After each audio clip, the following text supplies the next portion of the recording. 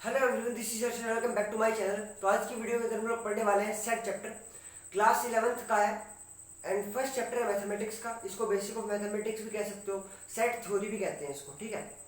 तो वो पढ़ने वाले हैं और ये वीडियो आएगी पार्ट्स में, मतलब पार्ट्स में पढ़ेंगे हम इस चैप्टर को, ठीक है। तो देखो इस चैनल पे आपको ऐसी और वीडियोज भी मिलती रहेंगी एंड साथ में जो चैप्टर आपको पढ़ाऊंगा, जो भी टॉपिक पढ़ाऊंगा उसके थोड़े से असाइनमेंट वगैरह क्वेश्चंस वगैरह देता रहूंगा लास्ट में। तो चलिए आज की वीडियो को शुरू करते हैं। तो देखो सेट चैप्टर में सबसे पहले हमको पढ़ना है कि सेट क्या होता है। मैथमेटिक्स में सेट क्या होता है, तो सेट को हम डिफाइन कैसे करते हैं। तो set is defined as a well defined collection of object. अब देखो यहाँ पे दो वर्ड है जिन पे हमको थोड़ा सा फोकस करना है, that is what is the meaning of well defined और ऑब्जेक्ट क्या है। तो देखो ऑब्जेक्ट तो आपके इन्वायरमेंट में जो भी चीजें हैं, जिनका भी अपने नाम सुना, जो भी हैं सारी चीजें ऑब्जेक्ट है और उनको हम मैथमेटिक्स में एलिमेंट कहते हैं, ठीक है। तो बुक्स लगा लो, पेन लगा लो, पेन लगा, ठीक है, पेंसिल हो गया, आपकी इरेजर हो गया, शार्पनर या जो भी, सब कुछ एक एलिमेंट है मैथमेटिक्स में। अब बात करते हैं वेल डिफाइंड क्या होता है। तो देखो इसको समझाने के लिए आपको एग्जांपल देता हूँ। मान लो मैं आपको कहता हूँ कि एक सेट बनाओ या फिर उन बंदों की लिस्ट दो सिंगर्स की जो कि बेस्ट है। अब देखो सभी बच्चों के लिए सिंगर्स अलग अलग होंगे। मेरे लिए अलग सिंगर है जो बेस्ट है, आपके लिए अलग है, किसी और के लिए अलग होगा। सभी के लिए वो सिंगर अलग अलग है, तो वो कॉमन नहीं है ना। अब देखो आज के जो बच्चे हैं वो तो न्यू सिंगर्स जो, ठीक है, वो गाते हैं, उनको वो अच्छे लगते होंगे। जो लगा लो आपके, ठीक है, ग्रैंडफादर वगैरह हैं, उनको पुराने सिंगर अच्छे लगते हैं। तो वहां पे कॉमन नहीं आया ना, अलग अलग हो गए, तो वो क्या है, वेल डिफाइंड नहीं है। जहां पे चीज कॉमन। अब देखो सिंगर्स की जब मैंने बात की तो आप नहीं बता पाए ना बेस्ट को ना, आपके अकॉर्डिंग कोई और बेस्ट है, किसी और के अकॉर्डिंग कोई और बेस्ट है। लेकिन अगर मैं पूछूं, सभी से पूछूं कि नेचुरल नंबर बताओ कहां से शुरू होते हैं कहां खत्म होते हैं, तो सभी का जवाब होगा नेचुरल नंबर 1 से शुरू होते हैं और इनफाइनाइट तक जाते हैं। कुछ किसी बच्चे का कुछ और जवाब नहीं होगा ना। तो ये क्या वेल डिफाइंड है, ये वैल्यू फिक्स है, जिससे भी आप पूछोगे वो यही बताएगा। सभी के लिए वो चीज अलग अलग नहीं है कि नेचुरल नंबर किसी के लिए, कोई कहते कि मेरे लिए तो नेचुरल नंबर 0 से स्टार्ट हो रहे हैं, नहीं हो सकता ना। 0 से स्टार्ट होगा तो वो होल नंबर हो जाएगा, वो सभी के लिए होल नंबर होगा। तो समझ लो बात को, जहां पे सभी के लिए एक ही चीज हो वो एक वेल डिफाइंड होता है। अब देखो क्लास में टीचर आता है और टीचर कहता है कि ब्रिलियंट स्टूडेंट खड़ा हो जाए, ब्रिलियंट स्टूडेंट खड़ा हो जाए, तो जरूरी नहीं है वो बच्चा खड़ा होगा जो कि पढ़ाई में अच्छा है। क्राइटेरिया डिसाइड नहीं कर रखा ना टीचर ने सिर्फ कहा ब्रिलियंट बच्चा। अब वो गेम में भी हो सकता है या फिर किसी और फील्ड में भी हो सकता है, पढ़ने में जरूरी नहीं है। लेकिन अगर वो टीचर डिफाइन कर दे कि वो बच्चे खड़े हो जाए जिसके मैथमेटिक्स में 90% से अबव मार्क्स आए हैं, तो वो क्या हो गया, एक वेल डिफाइंड हो गया, क्योंकि टीचर ने वहां पे एक प्रॉपर्टी दे दी बच्चों को कि जिस बच्चे के 90% से अबव मैथमेटिक्स में वो खड़े हो, ठीक है, समझ लो बात को। तो वो क्या होगा, एक वेल डिफाइंड होगा। ऐसे सिंगर्स में भी ले लेते हैं, जब मैंने कहा बेस्ट सिंगर तो वो वेल डिफाइंड नहीं है, सभी के लिए अलग अलग सिंगर है। लेकिन जब मैंने कहा कि उन सिंगर्स की लिस्ट बनाओ जिसने सबसे ज्यादा गाने गाए हैं, तो वो क्या होगा, वो तो सभी के लिए सेम होगा। आप गूगल पे सर्च करोगे इंडिया में सबसे ज्यादा गाने किसने गाए हैं, फिर उससे कम, फिर उससे कम, फिर उससे कम, सभी के लिए वो सेम होगा ना। वहां पे चीजें अलग अलग नहीं होंगी, वेल डिफाइंड होगी। तो वो क्या होगा, एक वेल डिफाइंड चीज है और उसी चीज को हम एक सेट कहते हैं। तो सेट क्या है, उन एलिमेंट्स का, मान लो बच्चे थे जो स्कूल में थे, उन बच्चों का एक ऐसा कलेक्शन जिन बच्चों के 90% से अबव मार्क्स आए हैं, वो एक सेट हो जाएगा। आई होप आपको समझ में आया होगा। तो सेट होता है well defined collection of elements और ऑब्जेक्ट्स। अब देखो इस सेट की रिप्रेजेंटेशन कैसे करते हैं, सेट को डिनोट कैसे करते हैं, सबसे पहले वो जान लेते हैं। तो देखो भाई, सेट जो होता है, सेट को हम डिनोट करते हैं ब्रैकेट से। कौन सी ब्रैकेट से, अब देखो आप लोगों ने, हमने ब्रैकेट पढ़ी है ये वाली, और एक ये ब्रैकेट होती थी हमारी, लगभग हमने अब तक यही पढ़ी है, ये भी होती है ब्रैकेट ये। अब देखो जो सेट की रिप्रेजेंटेशन में ब्रैकेट होती है वो ये वाली यूज करते हैं, हम इनको यूज नहीं करेंगे। कौन सी ब्रैकेट को यूज करेंगे, जो सेट है इसकी रिप्रेजेंटेशन के लिए, इसको डिनोट करने के लिए हम किन ब्रैकेट्स का यूज करते हैं, हम इन करली ब्रैकेट्स का यूज करते हैं। यहाँ पे करली ब्रैकेट ओपन हो रही है, यहाँ पे क्लोज हो रही है। अब इसके बीच में क्या होता है, इसके बीच में इस सेट के एलिमेंट आते हैं, जो वो ऑब्जेक्ट हमने देखे, जो बच्चे थे, वो जो सिंगर्स थे, ठीक है, वो क्या होगा, इसके अंदर आएगा। अब देखो मैं कह दूं कि इसके अंदर है 1 2 3, ठीक है, तो इसके अंदर कितने एलिमेंट्स हैं वो हम काउंट कर सकते हैं, 1 2 और 3 एलिमेंट्स इसके अंदर है। तो एक चीज तो यहां से आपको समझ में आ गई होगी कि सेट को जब दिखाते हैं, सेट को रिप्रेजेंट करते हैं तो करली ब्रैकेट से करते हैं, उसके अंदर जो एलिमेंट्स होते हैं उनको हम सेपरेट करते हैं कोमास से, ठीक है। ये हो गया। एक और सेट का एग्जांपल दे देता हूं आपको, जरूरी नहीं है कोई वैल्यू हो, यहाँ पे ए बी सी कुछ भी हो सकता है, ठीक है, ए बी सी कुछ भी हो सकता है यहाँ पे। तो जो सेट है वो ऐसे रिप्रेजेंट किया जाता है, करली ब्रैकेट्स, उसके अंदर एलिमेंट्स जो कि कोमा से सेपरेटेड होते हैं। अब देखो एक और चीज आती है, कुछ सिंबल आते हैं यहाँ पे, एक ही सिंबल होता है ये वाला, इसका नाम होता है एप्सिलॉन, ठीक है, इस सिंबल का नाम होता है एप्सिलॉन। और इसको हम यूज किस के लिए करते हैं वो बताता हूं। इसका मतलब होता है बिलोंग्स टू, ठीक है, इसका मतलब होता है बिलोंग्स टू। अब बिलोंग्स टू क्या, बिलोंग्स टू इसको हम यूज करते हैं एलिमेंट्स की बिलोंगिंग दिखाने के लिए। अब मैं कह दूं इस सेट का नाम ले लेते हैं ए। एक और चीज आपको बता देता हूं, जो हमारे सेट होते हैं, जो हमारा सेट होता है उसको हम कैपिटल लेटर से डिनोट करते हैं, ए बी सी कुछ भी आप ले सकते हो, एक कैपिटल लेटर से हम एक सेट को डिनोट करते हैं, ठीक है। तो ए मैंने लिख दिया 1 2 3। अब देखो ये सेट है, जो मैं कह दूं 2 बिलोंग्स टू ए, इसका मतलब क्या है, 2 बिलोंग्स टू ए का मतलब है जो ए सेट है उसके अंदर 2 है, एज ए एलिमेंट, एक एलिमेंट की तरह 2 है। तो देखो हमें ऐसे दिख रहा है 2 इसके अंदर है, ठीक है। लेकिन अगर मैं लिख दूं 4 बिलोंग्स टू ए, अब ए सेट तो ये है लेकिन इसके अंदर 4 तो नहीं है, तो वो क्या होगा, ये गलत है। हम यहाँ पे ये वाला सिंबल यूज करेंगे। ये सिंबल किसका होता है, डज नॉट बिलोंग्स टू, कि जो 4 है वो इस सेट ए का एलिमेंट नहीं है, क्योंकि सेट के अंदर एलिमेंट 3 है और वो क्या है 1 2 और 3, ठीक है। तो ये सेट के अंदर एलिमेंट होते हैं, उनके लिए रिप्रेजेंट किया जाता है। जो इसके अंदर एलिमेंट है उसको लेते हैं, जैसे ये 2 है तो 2 belongs to A, 1 belongs to A, 3 belongs to A. लेकिन ऐसे जर्नल अगर हमको दिखाना हो तो मैंने आप जैसे बताया आपको, सेट को हम कैपिटल लेटर से डिनोट करते हैं। लिख देता हूं मैं यहाँ पे, सेट जो होता है अपना वो कैपिटल लेटर से डिनोट किया जाता है, ठीक है, डिनोटेड बाय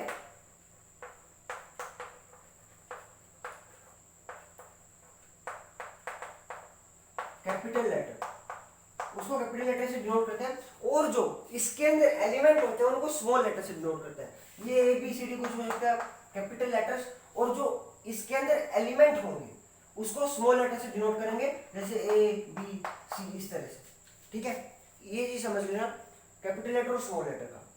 ये हो गया सेट, ब्रैकेट्स और उसके अंदर एलिमेंट्स सेपरेटेड बाय कोमास। और ये बिलोंगिंग का साइन, बिलोंग का साइन हमने देख लिया होगा। ये बिलोंग का साइन कब लगाते हैं, जब ये इसके अंदर हो, ये एलिमेंट इस सेट के अंदर हो। और ये वाला ये क्या है, 4 डज नॉट बिलोंग्स टू। देखो जैसे होता था ना, अपना होता था 2 इज इक्वल टू 2 होता है, ठीक है। अगर 2 इज इक्वल टू 3 लिख दूं तो यहाँ पे ये क्रॉस वाला साइन कि 2 3 की इक्वल नहीं है, 2 इज नॉट इक्वल टू 3। तो इसी तरह से ये बिलोंग्स टू का है तो ये हो जाएगा डज नॉट बिलोंग्स टू का, तो 4 डज नॉट बिलोंग्स टू ए, ठीक है। यहां तक बात समझ में आई। तो कुछ और भी सिंबल है, जैसे ये सिंबल है, इसी तरह से और भी सिंबल है, उनका आगे यूज आएगा, लेकिन अभी बता देता हूं आप लोगों को, ठीक है। सबसे पहले तो देखो अपना यही है,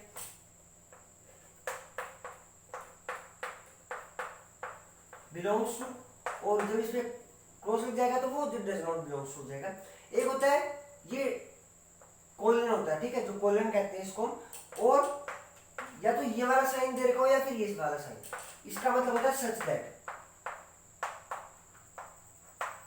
इसका मतलब होता है सच दैट, ठीक है। एक होता है ये वाला सिंबल, ठीक है, इसका मतलब होता है फॉर ऑल वैल्यू,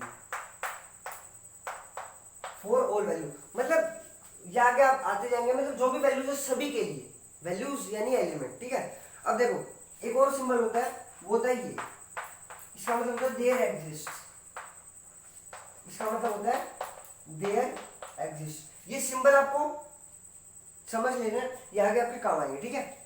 चलो अब आगे बढ़ते हैं। अब देखो हमने ये तो पढ़ लिया कि सेट को डिनोट कैसे करते हैं, लेकिन अब इस सेट को रिप्रेजेंट कैसे करेंगे, हमें पता कैसे चलेगा उस सेट के अंदर कौन से एलिमेंट है या कौन से एलिमेंट नहीं, उनके बारे में बात कर लेते हैं। तो देखो सेट को रिप्रेजेंट करने के ना दो तरीके होते हैं, ठीक है। रिप्रेजेंटेशन ऑफ सेट में आते हैं, लेकिन उससे पहले एक बार और बता देता हूँ आप लोगों को। देखो कुछ ना कॉमन वो होते हैं, अपने कॉमन सेट्स होते हैं जो कि चैप्टर में यूज होते रहेंगे, उनको बता देता हूँ सबसे पहले। तो एक कैपिटल एन जो होता है ना, कैपिटल एन का यूज किया जाता है नेचुरल नंबर के सेट को डिनोट करने के लिए। ये कुछ है सिंबल्स, आपको बता देता हूं मैं। देखो एन होता है नेचुरल नंबर का,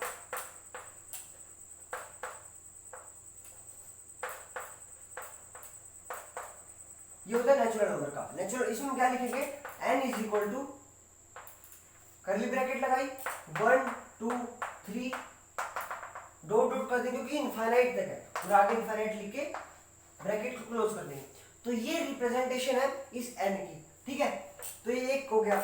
अब डब्ल्यू जो होता है वो होता है होल नंबर का सेट, होल नंबर का जो सेट है उसको डिनोट करने के लिए डब्ल्यू का यूज किया जाता है। तो डब्ल्यू कहां से होगा, 0 1 2 ये भी इनफाइनाइट तक, ठीक है। तो इस तरह से, ठीक है। अब जो अपना आई होता है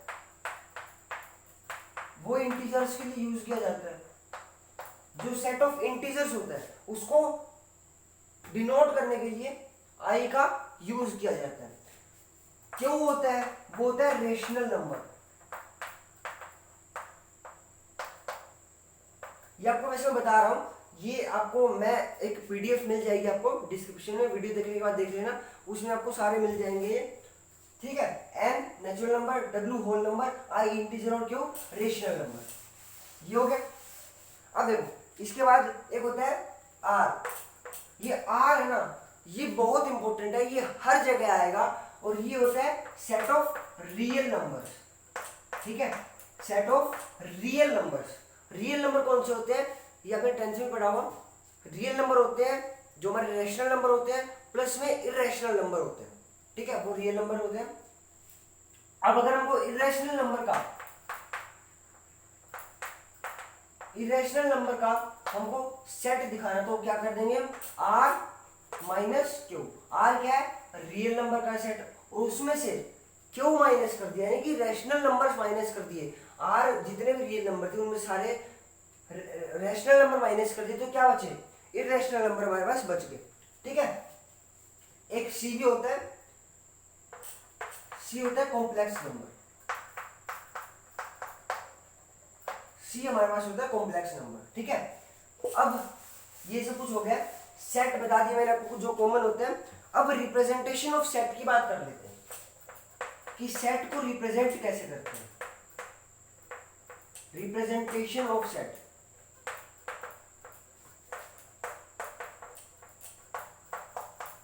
अब देखो सेट को रिप्रेजेंट किया जाता है दो तरीकों से। फर्स्ट होता है रोस्टर फॉर्म, एंड उसी को टेबुलर फॉर्म भी कहते हैं, और सेकंड होता है सेट बिल्डर फॉर्म, ठीक है। फर्स्ट अपना होता है रोस्टर फॉर्म,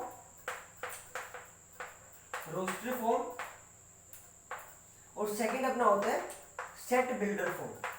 कौन सी फॉर्म, सेट बिल्डर फॉर्म।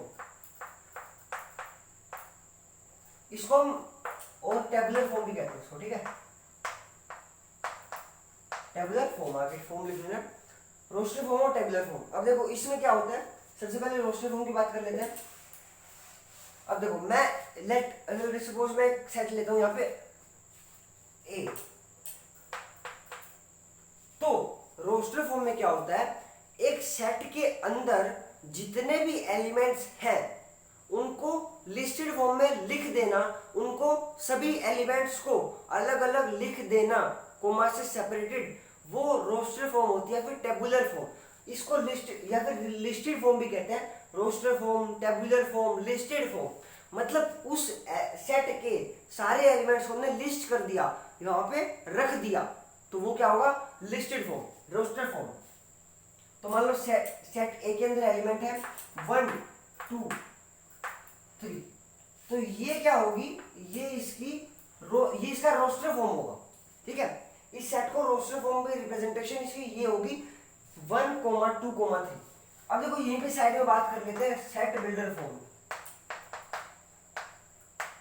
ठीक है, सेट बिल्डर फॉर्म। देखो सेट बिल्डर कुछ इससे ज्यादा ये नहीं है कि उसमें कुछ और एलिमेंट आ जाएंगे, लेकिन उसमें तरीका लिखने का थोड़ा सा अलग होता है, वो जान लेते हैं क्या होता है। समझते हैं। सबसे पहले यहाँ पे तो हमने सारे एलिमेंट्स को लिख दिया, अलग अलग से लिख दिया, लेकिन यहाँ पे हम क्या करते हैं, हम उनकी प्रॉपर्टीज को डिफाइन करते हैं कि देखो अब इसके अंदर 4 तो नहीं है, इस सेट के अंदर 4 है, क्या लिखेंगे हम, 4 डज नॉट बिलोंग्स टू ए, है ना। लेकिन ये 4 इसके अंदर क्यों नहीं है, 4 के अंदर ऐसी क्या प्रॉपर्टी नहीं है जो इनके अंदर है। इन तीनों के अंदर कुछ तो ऐसी प्रॉपर्टी, मैंने आपको क्या कहा था, सेट हम कब लेते हैं, जब वेल डिफाइंड हो, यानी कि कुछ प्रॉपर्टी हो इनके अंदर। तो 4 के अंदर ऐसी कौन सी प्रॉपर्टी नहीं है जो इनके अंदर है, उसको हम डिफाइन कर देते हैं सेट बिल्डर फॉर्म में, ठीक है। अब देखो सेट बिल्डर फॉर्म की एक जनरल वो बता देता हूँ कैसे लिखते हैं। तो देखो उसको लिखते हैं ए इज इक्वल टू, वही सेम है, ए ये सेट है एक्स सच दैट, अब देखो जो मैंने आपको सिंबल बताया था उसका यहाँ पे यूज हुआ, यहाँ पे ये भी आ सकता है और ये भी आ सकता है, ठीक है, ये या फिर ये मोस्टली जगह यही मिलेगा कोलन वाला साइन। अब देखो एक्स सच दैट एक्स, सबसे पहले तो देखो समझाता हूं, यहाँ पे ब्रैकेट शुरू होते ही हम लिखेंगे इसका एलिमेंट x सच दैट, मतलब आगे यहाँ पे सच दैट, और आगे जो चीज हम लिखेंगे वो होगी इस x की वैल्यू को हम डिफाइन कर देंगे कि वो कहां से कहां तक है, ठीक है, कहां से कहां तक वो बिलोंग कर रही है, क्या उसकी प्रॉपर्टी है ऐसी जिससे ये तीनों एलिमेंट्स उसके अंदर आ रहे हैं। तो क्या यहाँ पे लिख दूं मैं, x बिलोंग्स टू n। अब देखो मैंने आपको अभी बताया था n क्या होता है, सेट ऑफ नेचुरल नंबर्स। तो x बिलोंग्स टू n, मतलब x जो है वो n है, सॉरी x जो है वो n का एलिमेंट है, ये जो x है वो इससे बिलोंग कर रहा है, यानी कि जो n सेट होता है अपना 1 से लेकर इनफाइनाइट तक, उसके अंदर का एक एलिमेंट है। लेकिन अब तो क्या हो गया कि नेचुरल नंबर जो इनफाइनाइट, नेचुरल नंबर के सेट में तो इनफाइनाइट होता है एलिमेंट, लेकिन इसके अंदर तो 3 है। तो आगे हम लिखेंगे comma x belongs to n हो गया, comma x is less than 4, और हम इसको कर देंगे क्लोज। अब देखो नेचुरल नंबर कहां से शुरू होते हैं, 1 से, तो 1 2 3 4 5 6 ऐसे जाने थे, लेकिन एक और कंडीशन क्या डाल दी कि x जो है वो लेस देन 4 है, 4 से छोटा है। अब देखो 4 से छोटा नेचुरल नंबर कौन कौन सा होता है, 1 2 एंड 3, और वही यहाँ पे हो गया। तो इसका मतलब क्या समझ में आया कि x जो है वो 1 हो सकता है, 2 हो सकता है और 3 हो सकता है। तो यहां से क्या समझा, रोस्टर फॉर्म जो है उसमें क्या होता है, सारे एलिमेंट्स को लिख देते हैं, और सेट बिल्डर फॉर्म में जो एलिमेंट्स आए कहां से, उनके अंदर ऐसी क्या प्रॉपर्टी है जहां से वो आए हैं, वो हम लिख देते हैं सेट बिल्डर फॉर्म में, ठीक है। मतलब क्या कह सकते हो, अगर एक जनरल हम बात करें x सच दैट, और यहां पे हम लिखेंगे प्रॉपर्टी ऑफ x कि वो है क्या, कहां से आया है, ठीक है। प्रॉपर्टी ऑफ x लिखेंगे यहाँ पे इस जगह पे, और फिर ब्रैकेट्स को क्लोज कर देंगे, ठीक है। आई होप आपको समझ में आ गया होगा। तो देखो ये होती है representation of set, roster form और सेट बिल्डर फॉर्म। तो आज के दिन इतना ही करेंगे, अभी कुछ क्वेश्चंस की प्रैक्टिस कर लेते हैं ताकि हमको अच्छे से लिखना आ जाए, कैसे रोस्टर फॉर्म में लिखते हैं, कैसे टेबुलर फॉर्म में लिखते हैं। तो एक क्वेश्चन है रोस्टर फॉर्म में लिखना है, हमको सेट बिल्डर फॉर्म में दे रखा है the set of all natural number less than 7। अब देखो यहां पे लिखता हूं रोस्टर फॉर्म, इन सभी को रोस्टर फॉर्म में लिखना है। अब देखो रोस्टर फॉर्म में हम कैसे लिखेंगे, set of all natural number less than 7। तो देखो 1 2 3 4 5 एंड 6। तो ये क्या हो गया, ये हो गया जो हमारा सेट बिल्डर फॉर्म थी कि जो प्रॉपर्टी हमको डिफाइन कर रखी थी कि नेचुरल नंबर लेस देन 7, उसको हमने रोस्टर फॉर्म में लिख दिया। ठीक है, ये हमारा फर्स्ट हो गया।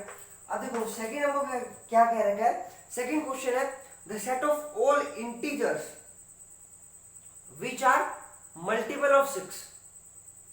ठीक है, the set of all integers which are multiple of 6। अब देखो यहां पे ट्विस्ट आ जाता है। अगर ये कहता set of all natural number which are multiple of 6, तो हम कहां से शुरू करते हैं, 6 से, है ना, 12 18 और आगे इनफाइनाइट तक जाता। लेकिन इसने क्वेश्चन में क्या कहा है, set of all integers which are multiple of 6। तो इंटीजर्स में तुम्हारे नेगेटिव नंबर भी आते हैं, तो नेगेटिव नंबर कहां से शुरू होंगे, वो भी इनफाइनाइट तक होंगे। तो ऐसे करके हम क्या लिखेंगे, डॉट डॉट डॉट -18 लिख देते हैं, यहाँ पे -12 लिख देते हैं, -6 लिख देते हैं, और फिर आगे 6, और ऐसे करके हमारा जाएगा इनफाइनाइट तक। ठीक है, तो अगला क्वेश्चन हमको दे रखा है the set of all solutions.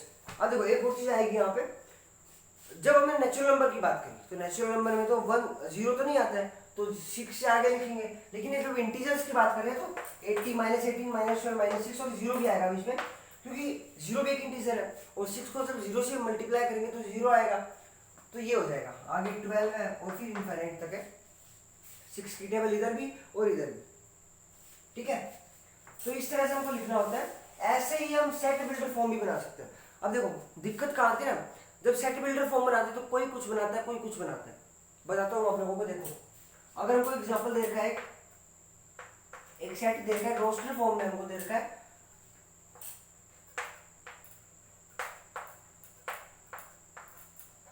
अब देखो हमको कुछ ऐसे दे रखा है। अब इसको हमने सेट बिल्डर फॉर्म में कन्वर्ट करना है।